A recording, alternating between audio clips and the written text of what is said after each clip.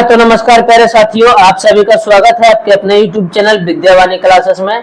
तो आज हम पढ़ने वाले हैं गोधली का चैप्टर 4 जो कि नाखून क्यों बढ़ते हैं। ठीक है, तो आज हम इसी को VVI ऑब्जेक्टिव इस चैप्टर का करने वाले हैं, जो कि आपका सीधे कहा एग्जाम से टकराएगा। कहाँ से? एग्जाम से टकराएगा। तो वीडियो को पूरा जरूर देखिएगा। ठीक है, इसमें सभी आपका VVI क्वेश्चन ही कराए जाएंगे। ठीक है, तो यह चैप्टर क्या है? यह चैप्टर का नाम है नाखून क्यों बढ़ते हैं और यह एक ललित निबंध है। ठीक है, क्या है?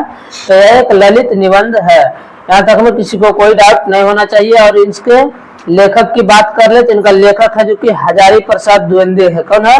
हजारी प्रसाद द्विवेदी जी है। ठीक है, और इनका जन्म की बात कर ले तो हजारी प्रसाद द्विवेदी जी का जन्म है जो कि 1907 में हुआ था। कब हुआ था?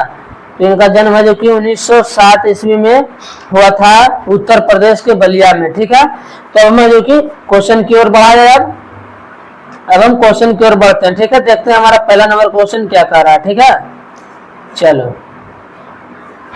तो यहाँ देखिए, अब हमारा जो यहाँ पर पहला नंबर क्वेश्चन दिया गया है। पहला नंबर क्वेश्चन में हमारा दिया गया है नाखून क्यों बढ़ते हैं।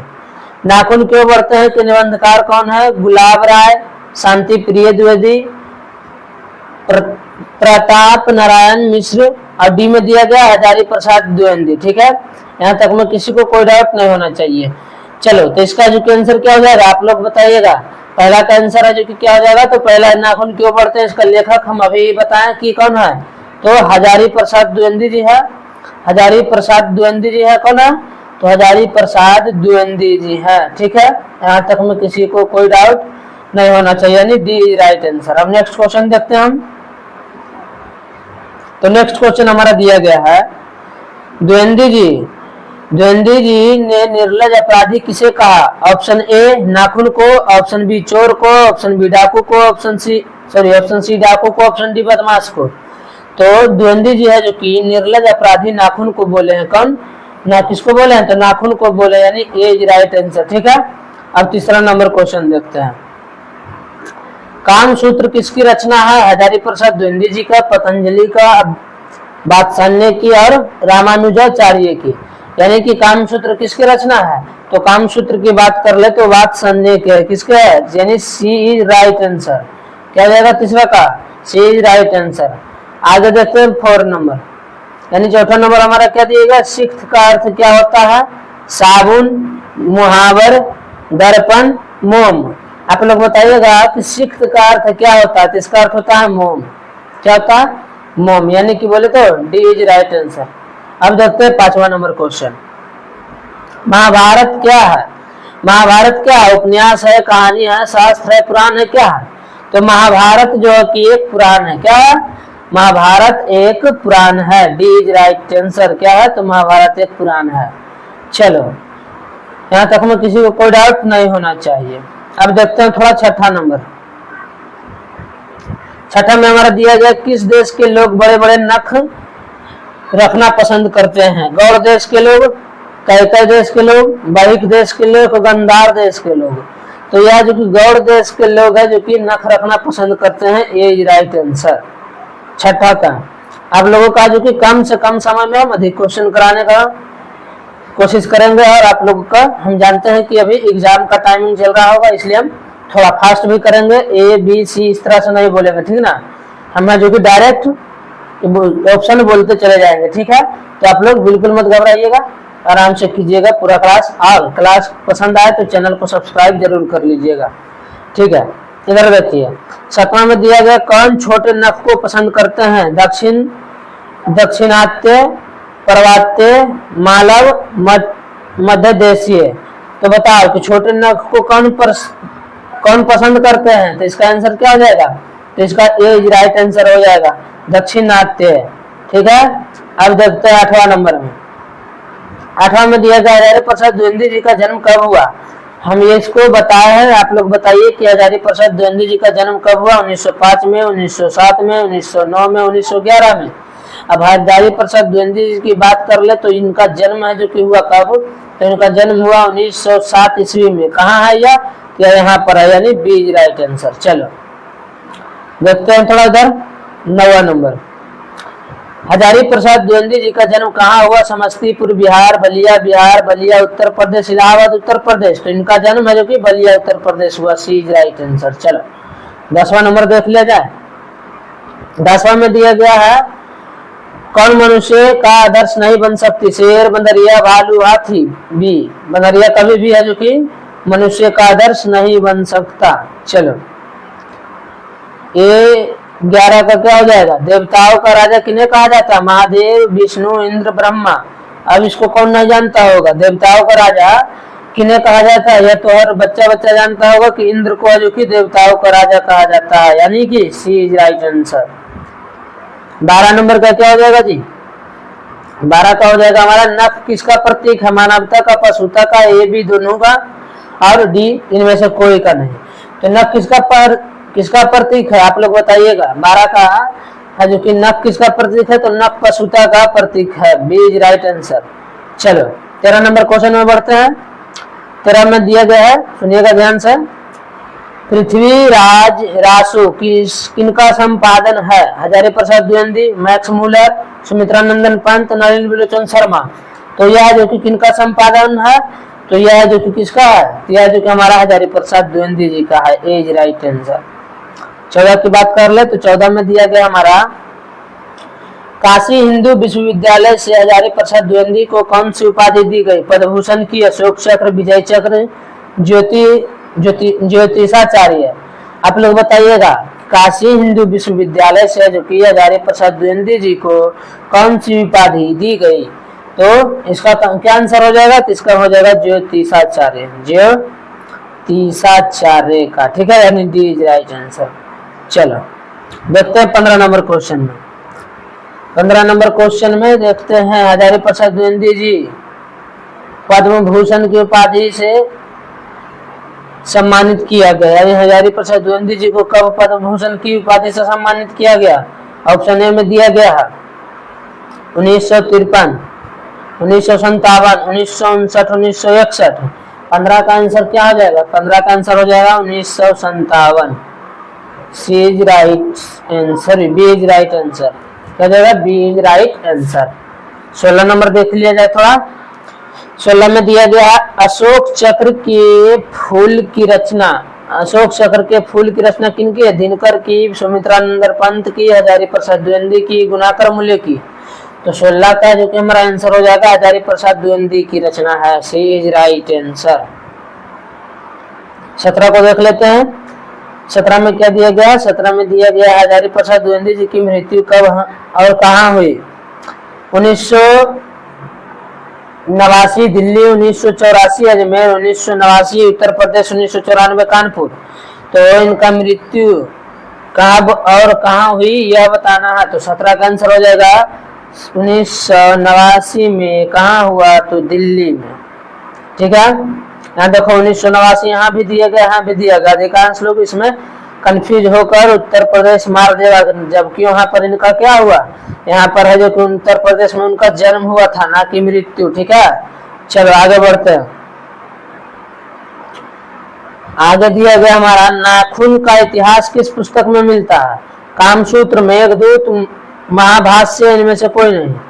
नाखून किसका? नाखून का इतिहास किस पुस्तक में मिलता है? तो नाखून का इतिहास है जो कि कामसूत्र में मिलता है। इसमें मिलता है कामसूत्र में, यानी ए इज राइट आंसर। ठीक है, यहाँ तक में किसी को कोई डाउट नहीं होना चाहिए। और आगे देखते हैं हजारी प्रसाद द्विवेदी ने डी.लिट की उपाधि किस विश्वविद्यालय से प्राप्त की? मगध बीबी से, लखनऊ बीबी से, चंडीगढ़ बीबी से, हिंदू काशी बीबी से। तो हजारी प्रसाद द्विवेदी ने डी.लिट की उपाधि किस विश्वविद्यालय से प्राप्त की? इसका आंसर क्या हो जाएगा जी? तो इसका आंसर हो जाएगा लखनऊ बीबी विश्वविद्यालय से। B is right answer. चलो 20 नंबर का देख लिया जाए। 20 में क्या दिया गया है? कहानी में चंद्रकार, त्रिकोण, दंतुल, वर्तुलाकार आकृति का संबंध मानव के किस अंग से है? नाखून से, मुख से, नाक से, या फिर आंख से। तो बता इसका संबंध किस किस से है? तो इसका क्या हो जाएगा आंसर? 20 का आंसर है जो कि क्या हो जाएगा? तो 20 का आंसर हो जाएगा नाखून से, यानी नख से। नख है जो कि नाखून को ही बोला गया, ठीक है ना, इसमें कंफ्यूज नहीं होना कोई भी। अलतक, अलतक का अर्थ क्या होगा? तेल, आलता, हल्दी, साबुन। तो अलतक का अर्थ क्या हो जाएगा? अलतक का अर्थ हो जाएगा आलता, आलता। इसका यूज किसमें किया जाता है? ज्यादातर पैर को रंगने में, ठीक ना, बी इज राइट आंसर। चलो, पैर का रंगने में इसका उपयोग किया जाता है, या फिर बोले तो नाखून वगैरह, ठीक है। इधर देखो, द्विवेदी जी को साहित्य अकादमी का पुरस्कार किस रचना में मिला? अशोक के फूल पर, आलोक पर्व पर, अनामादास का पोथा पर, कल्प लता पर। तो द्विवेदी जी को जो कि साहित्य अकादमी का पुरस्कार जो मिला था, तो जो कि मिला था आलोक पर्व पर। किस पर? आलोक पर्व पर, ठीक है ना, यानी बी इज राइट आंसर। चलो बढ़ा जाए थोड़ा 23 नंबर में। 23 में दिया गया प्राचीन मानव का प्रमुख अर्थशस्त्र क्या था? दांत, नाखून, पैर, पत्थर का औजार। तो बता, प्राचीन मानव का प्रमुख अस्त्र शस्त्र क्या था? तो प्राचीन मानव है जो कि अपना शिकार किससे करते थे? नाखून से करते थे। जैसे कि आदिवासी लोग पत्थर वगैरह तो औजार वगैरह तो बाद में विकसित हुआ, यानी कि आंसर क्या हो जाएगा? B is right answer, B is right answer, यानी कि नाखून, ठीक है। 24 का देखो, आर्यों के पास था लोहे का अस्त्र, घोड़े, मिट्टी का घर, इनमें से सभी। आर्यों के पास क्या था? 24 को बताना। तो ये सभी था, डी इज राइट आंसर। 25 का देखना जी, 25 में देखना क्या दिया गया है? सब पुराने अच्छे नहीं होते, सब नए खराब नहीं होते। ऐसा किसने कहा? पतंजलि ने, कालिदास ने, बादशाह ने और कबीर ने। इस बात को जो करने वाले कौन थे? इस बात को कहने वाले थे कालिदास जी, कालिदास जी, यानी कि बी इज राइट आंसर। चलो ठीक है, यह बात किसने कहा था? कालिदास जी ने कहा था। 26 को देख लिया जाए। नखथर मनुष्य आज किस पर भरोसा कर रहा है? बंदूक पर, लाठी पर, एटम बम पर, लोहे के विभिन्न हथियारों पर। बताना है कि नखदर मनुष्य किस पर भरोसा कर रहा है। अब के लिए तो लाठी, बंदूक, हथियार तो छोटा मोटा बात होगी, सब एटम बम पर विश्वास कर रहा है, ठीक ना। चलो आगे देखना अब होता है क्या। 27 का देख लो। 27 में दिया गया हमारा मनुष्य की मनुष्यता। क्या दिया गया? मनुष्य की मनुष्यता यही है कि सबके दुख, सुख और सहानुभूति को साथ देखता है। यह किसकी तथ्य है? महावीर स्वामी, गौतम बुद्ध, कालिदास और एक क्या बच गया? वात्सल्य। बता यह किसकी कथन है? तो यह कथन किसकी है? क्या कथन है कि वह सबके दुख, सुख और सहानुभूति के साथ देखता है। यह कथन किसका है? 27 का आंसर क्या हो जाएगा? तो यह कथन बोले तो गौतम बुद्ध जी का है, यानी बी इज राइट आंसर। 28 का देख लो। नाखून क्यों बढ़ते हैं? एक निबंधकार कौन है? गुलाब Rai, Shanti Priya Dwivedi, Pratap Narayan Mishra, Acharya Hazari Prasad Dwivedi. D is right answer. इनके लेखक कौन है? हजारी प्रसाद द्विवेदी। क्या हो जाएगा 28 का? D is right answer. 29 का देख लेते हैं थोड़ा। 29 में क्या दिया गया?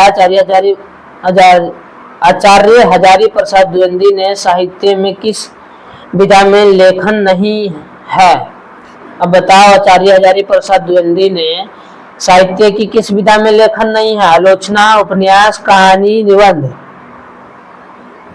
29 का क्या हो जाएगा? कहानी, कहानी, कहानी। सी इज राइट आंसर। 30 का देख लेते हैं। ज्यादा क्वेश्चंस नहीं है, आप लोग बस 35-36 क्वेश्चन होगा। आप लोग चैनल पर नए हैं तो यहाँ तक यदि देख रहे हैं तो जरूर जो भी क्लास आप लोगों को अच्छा लग रहा होगा तो आप लोग चैनल को सब्सक्राइब कर लीजिए और वीडियो को लाइक करना बिल्कुल भी मत भूलिएगा, ठीक ना। अब देखो इधर भाई क्या दिया गया? किसकी रचना हजारी प्रसाद द्विवेदी की? सॉरी, कौन सी रचना हजारी प्रसाद द्विवेदी जी की नहीं है? अशोक का फूल, माटी की मूरत, भानुभट्ट की आत्मकथा और हिंदी साहित्य का आदिकाल। इनमें से बताना अब ये है कि कौन है जो कि हजारी प्रसाद द्विवेदी जी का रचना नहीं है, यानी माटी की मूरत। बी इज राइट आंसर, ठीक है। तो इसका क्या हो जाएगा? B is right answer. Hiroshima कहाँ है? हिरोशिमा कहाँ है? चीन में, जर्मनी में, नेपाल में, जापान में। तो जो कि जापान में है। कहाँ है? यह जापान में है, जहां पर अमेरिका ने परमाणु बम गिराया था। D is right answer. देखो इधर 32 का, कौन छोटे नख को पसंद करते? दक्षिणात्य, पर्वतीय, मालव, मध्य देशीय। बताओ कौन है जो कि छोटे नख को पसंद करते हैं? तो यह क्वेश्चन रिपीटेड है, यानी कि यह क्वेश्चन पहले भी पूछा जा चुका है। A is right answer. देखो यह क्या हो जाएगा? नाखून क्यों बढ़ते हैं किस प्रकार का निबंध है? ललित, भावनात्मक, विवेचनात्मक, विवरणात्मक। तो यह जो कि एक ललित निबंध है, ठीक ना। चलो 34 नंबर देख लिया जाए। दधीची की हड्डी से क्या बना है? तलवार, त्रिशूल, इंद्र का वज्र। कुछ नहीं, इंद्र का वज्र जी, सी इज राइट आंसर। 35 का देख लिया जाए। किसका? 35 नंबर क्वेश्चन। चलो ठीक है भाई साहब, तुम फिट हो गया। लेखक के अनुसार मनुष्य के नाखून किसका जीवंत प्रतीक है? मनुष्यता की, सभ्यता की, पार्श्ववृत्ति की, सौंदर्य की। 35 का आंसर क्या हो जाएगा? 35 का हो जाएगा पार्श्ववृत्ति की याद दिलाती है, यानी सी इज राइट आंसर। 36 जो कि हमारा लास्ट क्वेश्चन है, ठीक है। देख लो भाई इसको एक बार, क्या दिया गया है? साजात वृत्तियां किसे कहा गया? अस्त्रों के संचयन को, अनजान स्मृतियों को, स्वबंधन को, उपयुक्त सभी को। तो साजात वृत्तियां की बात करें तो अनजान स्मृतियों को कहा गया है। B is right answer. तो हम उम्मीद करते हैं कि यह क्लास आपको बहुत अच्छा लगा होगा, और यह क्लासेस आपके लिए है जो कि हिंदी के लिए काफी इम्पोर्टेंट भी था, तो जो कि आपने कंप्लीट किया। यानी कि बोले तो हमारे 4 चैप्टर कंप्लीट हुआ। और नाखून क्यों बढ़ते हैं, इसमें से जितने भी ऑब्जेक्टिव आएंगे आप लोग बना जरूर लेंगे, और आप लोग कमेंट जरूर कीजिएगा कि आप 36 में से कितने क्वेश्चंस को सही किए हैं, ठीक ना। तो आज के लिए बस इतना ही। हमारे चैनल से इसी प्रकार जुड़े रहिए, आपको नए नए वीडियो मिलता रहेगा। VVI ऑब्जेक्टिव का सभी करवाया जाएगा आपको, ठीक है। तो आज के लिए बस इतना ही। जय हिंद, जय भारत, धन्यवाद।